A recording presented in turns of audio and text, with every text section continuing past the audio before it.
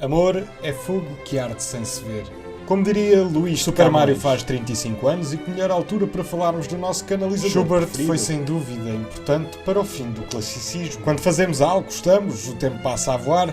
Não sou eu que só duro 5 segundos na cama. A rapidinha do arroz, uma crónica para quem tem pressa.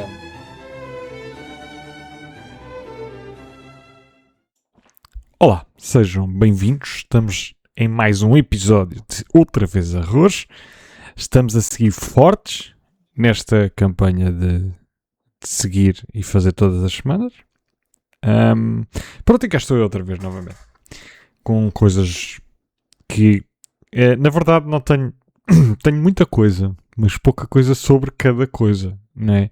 Que é uma cena um bocado estranha. Estou a gravar, primeiro que tudo, de uma forma diferente. Em vez de estar a segurar o microfone como tenho feito até aqui, tenho um suporte. É só para ver em termos de ruídos se isto fica melhor ou não.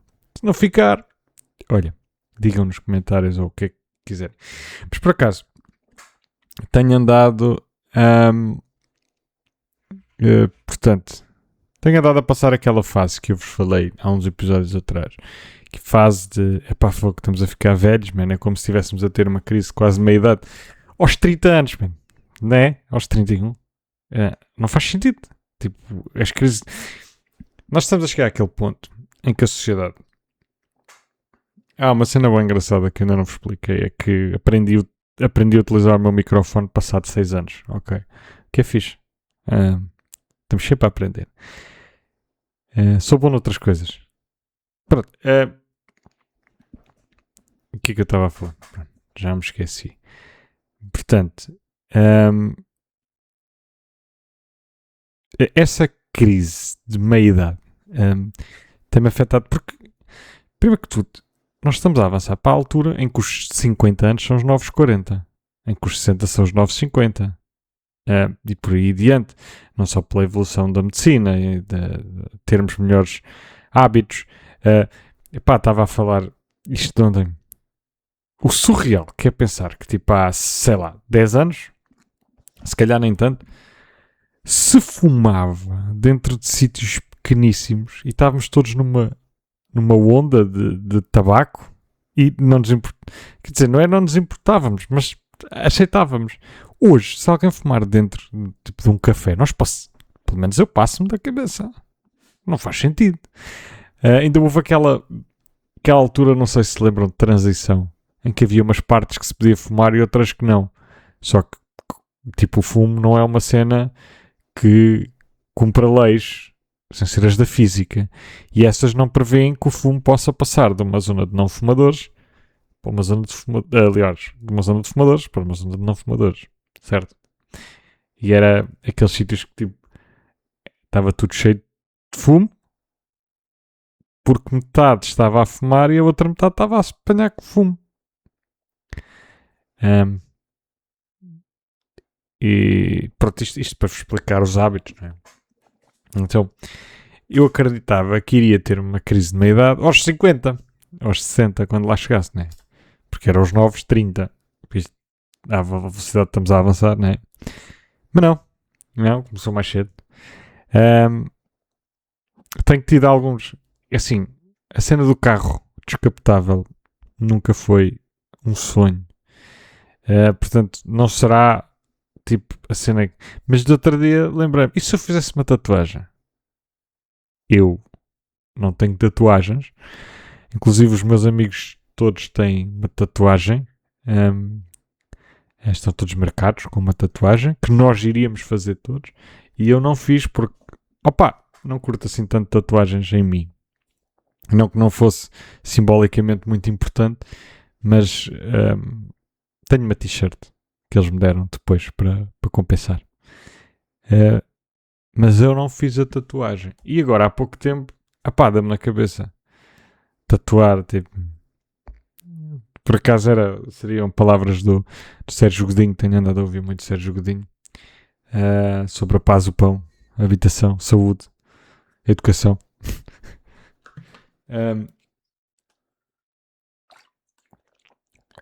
Pronto, e isto foi só...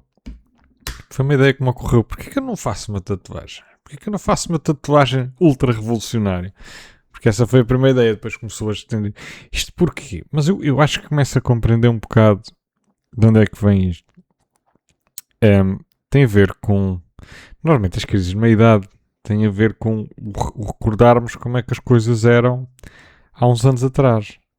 Tipo, um gajo que tem 40 começa a querer viver como um gajo que tem 20. Não é? Porque há sensações e há coisas desconhecidas que nós tínhamos nos 20 anos que não temos nos 40. Suponho eu. E eu acho que me tem influenciado muito a pensar estas coisas, a própria liberdade, por causa do estado do mundo, não é? Tipo, o facto de querer ir à praia e ser um balúrdio de gasóleo tira-nos a liberdade. Ou seja, os transportes. Há maneiras mais fáceis de ir, sim, e só que entre trabalho, entre hobbies e outras coisas, às vezes o carro nessas coisinhas pequenitas dá jeito. Atenção, eu vou para o trabalho todos os dias a pé, chova ou faça sol, porque acredito que de facto demora 25 minutos do trabalho e não faz sentido tipo ir de carro. No caso de ir de carro é só se for para transportar alguma coisa, mas quando não for, eu acredito que, tal como eu, toda a gente que vive a esta distância de trabalho devia ir a pé, bicicleta, agora as trotinetes, ou seja, eu acredito que a sociedade, especialmente a que consegue viver dentro da cidade, deveria toda andar a pé. Por primeiro, retirávamos carros da via. Segundo, é uma poupança diária. Ok? Terceiro, mesmo em termos de poluição e de melhoria de saúde das pessoas, porque o facto das pessoas andarem a pé 10 minutos, seja 10 minutos, seja 20, seja 25, é importante, é bom, e as pessoas não saem do trabalho, saem de casa, entram no carro de trabalho de casa, pronto, e é isso. E esses 10 minutos podem fazer diferença ao longo de 10 anos, ok? E isso, essa questão do combustível retira-nos a liberdade. Retira-nos a liberdade. E não é só o combustível. Tudo o que seja o poder económico. O facto do poder económico estar a diminuir para nós. O facto de termos que gastar um balúrdio para tudo. Basicamente. Retira-nos liberdade. E às vezes nós só queremos coisas mais pequenas. E essas coisas pequenas já não são tão possíveis porque os preços estão a explodir. Ok? Nesse sentido, uma coisa que eu gostava muito era beber copos com os amigos. E sinto que estou a começar ao começar a ter hábitos mais saudáveis, porque lá está. Pronto, então, ainda não fiz o raciocínio completo. Estas coisas que tiram liberdade têm-me dado muita raiva. Eu tenho ficado muito... Raiva não será propriamente a palavra certa. Mas fico muito chateado com o mundo. Para dar o exemplo mais concreto, eu estou a ler o livro da Laura Bates, Os Homens que Odeiam as Mulheres, e tem-me dado... Por acaso, o Nuno Marco ontem postou sobre o livro e eu fiquei tipo... What? Ok. Mas eu também vi nos livros da pizza, portanto, é um ciclo. O que acontece? É um livro ultra revoltante. De comunidades que algumas eu nem tinha noção, outras já conheço porque já li alguns livros sobre o assunto, já vi alguns comentários. Sou uma pessoa que gosta de estar informada nisso. E eu percebi que o problema das mulheres está preso não só com tudo o que se passa, como às vezes um sentimento de impotência de nós vamos fazer isto, mas temos que medir, ou seja, se as mulheres fizerem um contrato de TAC, entre aspas, né, têm que medir muito bem um backlash que neste momento as pessoas vão dar. Porque o patriarcado e a sociedade feita para os homens defende-se com isso. Defende-se com são feministas, malucas e tal, e não sei o quê. E durante todos estes anos isto tem resultado. Agora, numa altura em que as redes sociais estão viradas com algoritmos para extremas direitas, é óbvio que isto tem um impacto maior. Porque, enfim, que os algoritmos estão todos feitos neste momento para nos irritar. E é por isso que eu, apesar de partilhar muita coisa, eu estou cerca de tipo menos de 10 minutos por dia no Instagram. E parece muita coisa, e dentro desses 10 minutos eu encho de raiva ou de estar chateado e tem que sair. Eu não tenho Twitter ou o X, ou como é que se chama, há 15 anos, talvez por causa disso. Ou seja, o que acontecia no Twitter passou para o Instagram, para o TikTok. Portanto, os algoritmos não querem saber. Os algoritmos, a única coisa que querem saber, eu não vos estou a dar nada novo, não é? Mas os algoritmos o que querem saber, basicamente,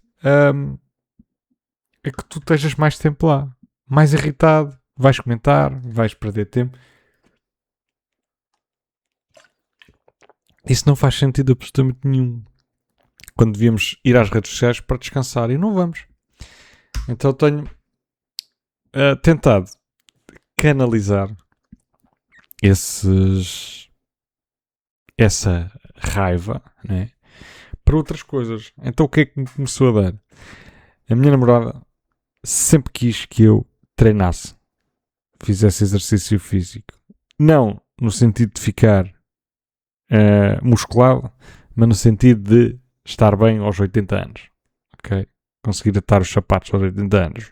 É assim que definimos os meus treinos. E durante muito tempo eu fazia quando ela estava em casa. Quando ela estava em casa em teletrabalho, eu fazia porque sentia-me na obrigação de... Mas não gostava, né? Só que, dá um tempo para cá, comecei a gostar disto, pá. E eu não sou este gajo. Nunca fui este gajo. Já fiz muito exercício na vida e assim, mas nunca fui um gajo saudável. Tipo, de hábitos saudáveis. E o que é que tem esta cena dos hábitos saudáveis? É que, ao fazer mais exercício, para já, sentimos-nos bem, né?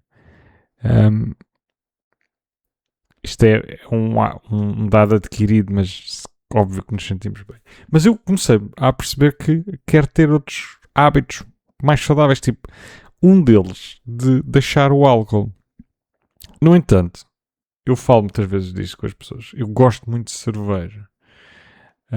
Então, estou a tentar descobrir uma boa cerveja sem álcool. Que era perfeito. O que é que acontece? Bebi há uns tempos para cá Heineken Zero. E o engraçado é que eu bebi duas durante uma refeição. Sim, porque eu tenho o hábito do... Como se diz no tabaco, o hábito de boca. É um bocado a mesma coisa. Pronto, mas bebi duas durante um almoço também. Ainda por cima, estamos a falar de cerveja sem álcool, como se estivesse a falar de... E a cerveja sem álcool... Estou a tentar encontrar a melhor. Porque gosto. Mas a cerveja sem álcool está sempre um bocadinho de ser uma bosta. Sente-se sempre que é diferente. Isso podem ter certeza. Isso eu nunca vou dizer, não, esta é mesmo igual. Não é. Quando provam, percebem. Eu conseguia fazer uma prova cega sobre cerveja com e sem álcool e acertava tudo, de certeza. Mas podemos. Posso vir a pensar numa coisa dessas. Ok. Só que eu apercebi-me que muitos anos a beber álcool nos tornam... como é que eu hei de dizer? Nós estamos numa cultura... A cultura portuguesa é uma cultura virada para o álcool. Isso não há dúvida. Então, quando estamos a beber que nem os animais, há piadas sobre isso. Mas, quando não estamos a beber álcool, há mais piadas ainda. Ui, que ele agora... por um lado, preocupação, porque pensam logo que está alguma coisa mal. Segundo, começam logo a pensar, tipo, ei, vai morrer. Não sei o que é que se passa. Começam logo, tipo, a fazer piadas de, ei, nem estão na deles, estão a beber Coca-Cola e não sei o que, cola. Pronto. E então, da última vez que fui a um sítio onde íamos beber álcool, eu senti muita pressão e não consegui pedir uma cerveja sem álcool. Então tive que pedir sumos. E os sumos não me sabem tão bem. Tipo, a cola. Ok, cola é bom. Epá, mas eu queria uma cerveja. Não queria álcool, mas queria uma cerveja. Só que, é verdade, eu tive vergonha. O que é bem estúpido. Porque se pensarmos racionalmente, eu é que estou a fazer bem para mim. Não é? Porque estou a decidir, quero beber isto, mas sem álcool. O álcool sendo um desinibidor social, certo? Mas muito mau para o nosso sistema. Epá, e eu acho que não vinha para aqui, mas lembrei-me disto. Eu tive vergonha de pedir. E não pedi. Pedi Coca-Colas. No final da noite bebi uma média. Mas queria estar a beber cerveja sem álcool. Só que não há um manual de como pedir uma cerveja sem álcool. E então... Epá, senti-me mesmo envergonhado. E é estúpido. Pronto. Hábitos saudáveis estão a trazer... Mas é isto. Eu acho que nós devíamos fazer um bocadinho mais disto. Fazer mais hobbies e mais... coisas que nos ajudem a retirar um bocadinho a raiva que sentimos do mundo estar mal. Das coisas estarem mal. Porque, de facto, o mundo está horrível. As guerras... vai subir tudo, não é? E nós continuamos a receber o mesmo. E não há um estreito de Hormuz que aumente ordenados. Percebem? É que, tipo, se fecha o estreito de Hormuz, o gasóleo e não sei o que sobe todo. Por razões geopolíticas, obviamente, mas não há depois um equivalente que seja para as pessoas receberem mais dinheiro, percebem? Nós o povo, recebemos sempre, nós vamos sempre levar com as subidas e nunca com as descidas.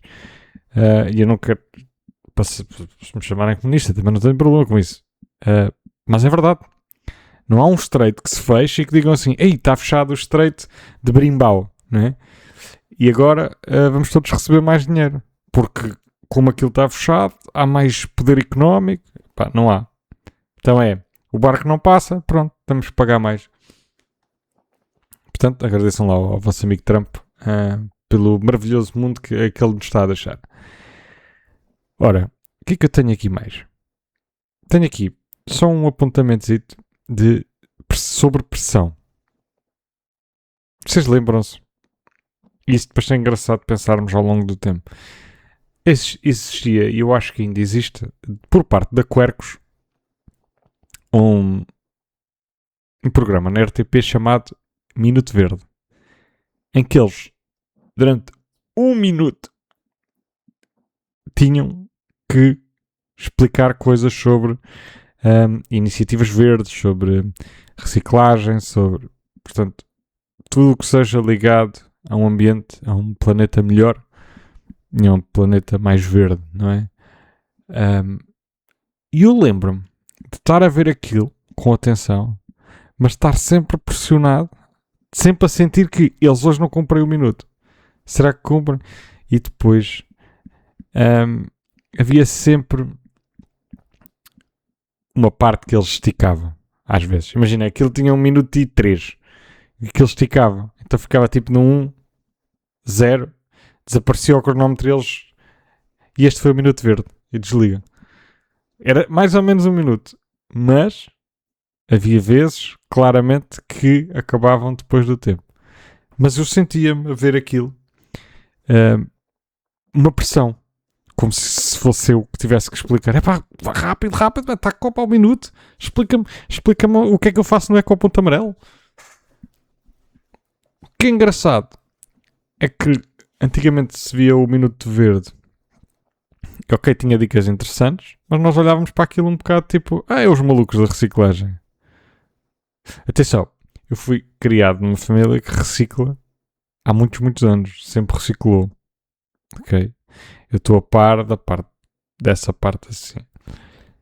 Mas havia há uma parte de social de achar que as pessoas do clima e do meio ambiente são todas meio chanfradas. E pelo menos a Quercus fazia um trabalho incrível e ainda deve fazer. No Minuto Verde, em que consegui explicar aquilo que as pessoas achavam que eram ideias chanfradas, que hoje algumas já são prática comum, às pessoas que não queriam saber. Ou que tinham pelo menos um interesse em tentar conhecer. E é engraçado ver que ao longo do tempo, hoje já temos muito mais gente preocupada com a crise climática. Obviamente que temos muito pouca gente em relação ao que deveria ser. E por vezes estamos a combater nas batalhas erradas do clima, mas basicamente acho que era um trabalho importante e olha, fica aqui a minha homenagem ao Minuto Verde da Quercus. Espero que esteja tudo a correr bem com essa gente, o senhor de óculos e uma senhora, normalmente eram as dois. O que é que eu tenho aqui mais? Tenho aqui uma história engraçada. Então, eu fui só confirmar com alguma pesquisa. E então, pronto, esta história tem todo um contexto. Antonin Dvorak, ou Dvorak, porque, para quem conhece, o nome dele tem mais acentos que um comboio. Tem 6 letras, 2 acentos. E um deles é num R, se não estou em erro. Portanto, o que é isto? Não é? Bem, ele era de um país onde isto faz sentido, mas não é isso a questão. Então, Antonin Dvorak é um dos meus compositores favoritos. Especialmente, e como a mim, a muita gente, a Nona Sinfonia de Dvorak, e mesmo para quem não conhece como Nona Sinfonia, já apanhou muita coisa da Nona Sinfonia. Em pop culture, por exemplo. Inclusive, se não estou em erro, One Piece tem uma batalha qualquer épica onde passa a Nona de Dvorak. O que acontece? O Dvorak ultrapassou a morte. E vocês perguntam, mas como assim? Ok, ultrapassou a morte, ele está morto. Enganou a morte durante um tempo. Okay. Então, há uma espécie de lenda ou de maldição chamada a maldição da Nona, que muitos compositores sucumbiram por após ou durante a fazerem a Nona Sinfonia. Começou esta maldição, pelo menos sim das pessoas mais conhecidas, com Beethoven, que morreu apenas 2 anos depois de compor a Nona. E já sabemos que se encontrava surdo. Um dos mitos é ele não ficou surdo durante a Nona, ele já era surdo há muito mais tempo. Foi piorando, obviamente, mas já era muito surdo quando começou a compor a Nona. Temos também o Bruckner, que não chegou a completar a Nona. Outro que eu gosto muito foi o Gustav Mahler. O Mahler também morreu 1 ano após compor a Nona Sinfonia. E tenho aqui entre outros nomes, o Ralph Williams, que morreu apenas 5 meses depois de compor a sua nona sinfonia. E onde é que entra aqui Dvorak? Ora, Dvorak morreu cerca de 11 anos depois de compor a nona sinfonia. Claro que esta maldição não se aplica ao Mozart, mas o Mozart também morreu muito, muito cedo. Aos 35, se não estou em erro. Ele morreu mesmo muito cedo. Tanto que diz que o Beethoven e o Mozart se encontraram e, entretanto, o Beethoven teve pouco tempo com ele porque teve que voltar porque a mãe do Beethoven estava a morrer e quando voltou o Mozart já tinha morrido. Mas isto são lendas urbanas. Mas o que é que acontece?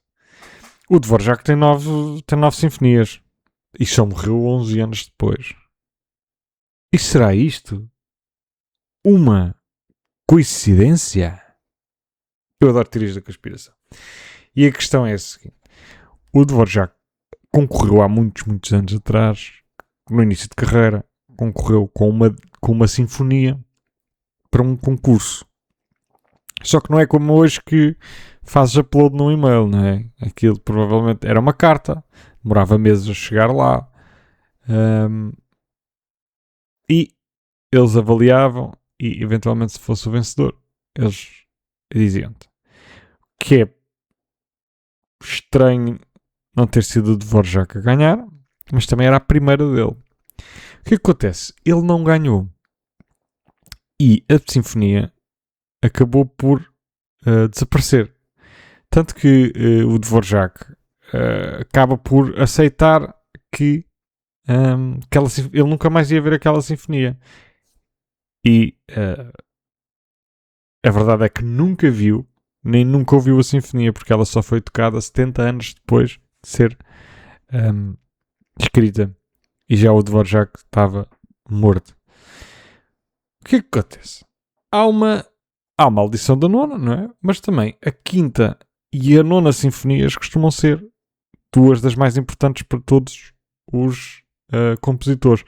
Está relacionado não só com a forma como são compostas, como a importância que já vem de outros compositores anteriores que fazem com que a nona e a quinta sejam muito fortes.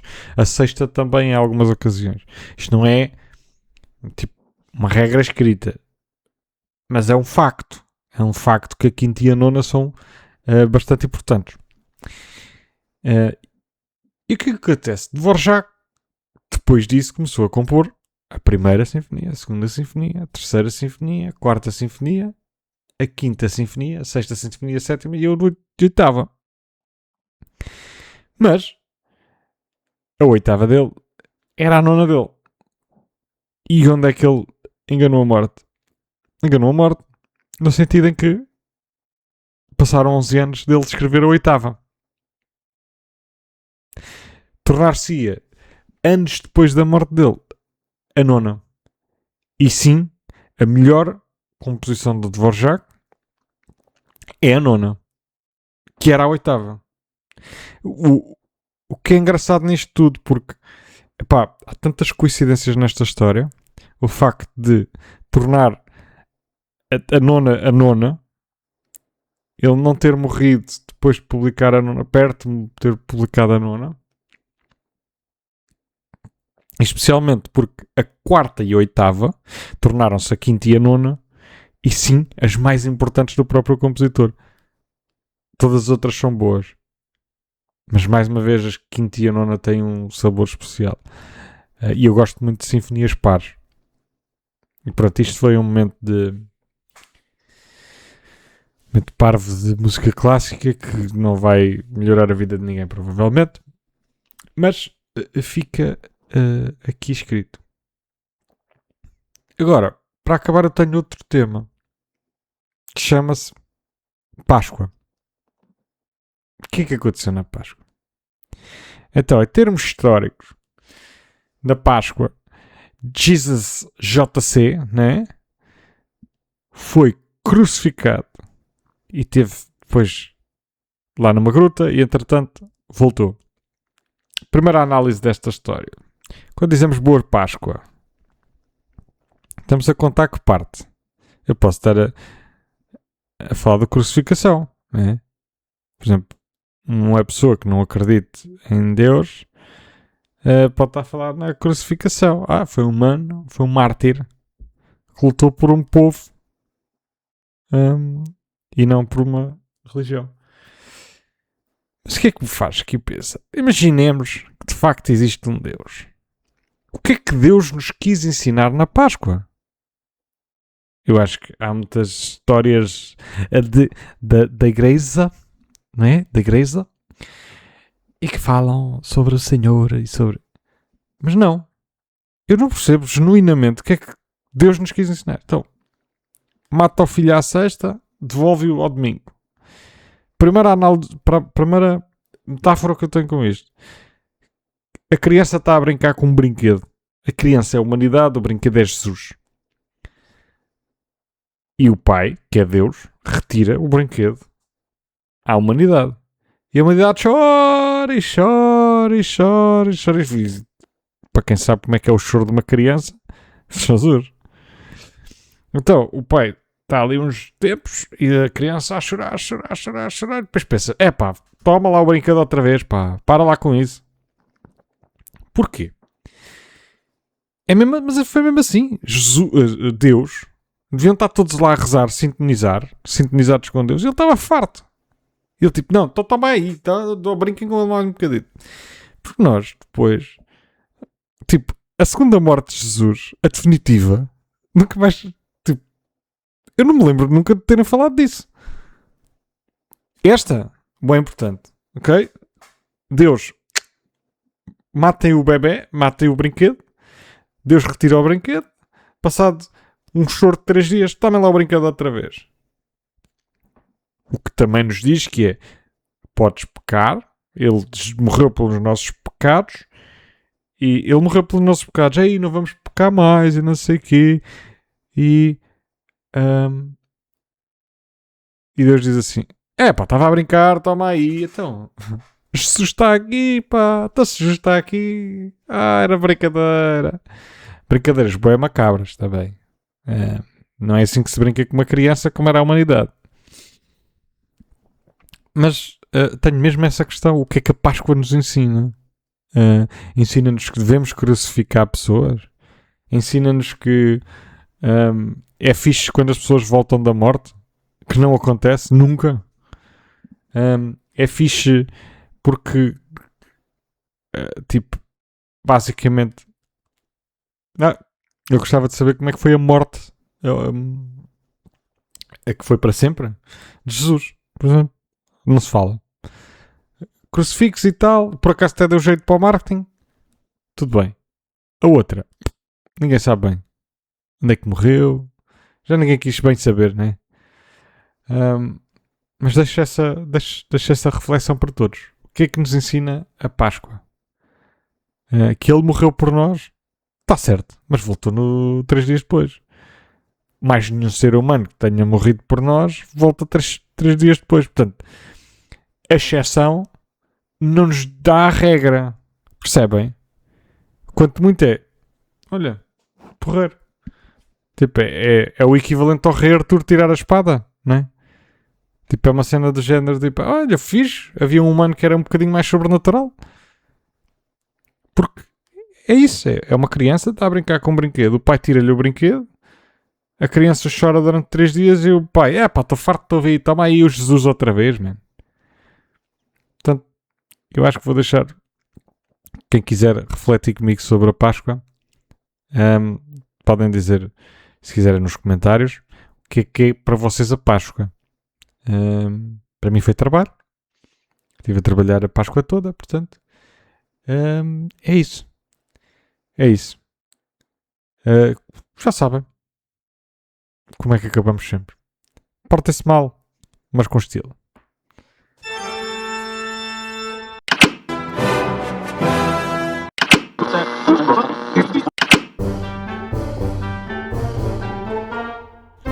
Este é o podcast Outra Vez Arroz com Nuno Belo.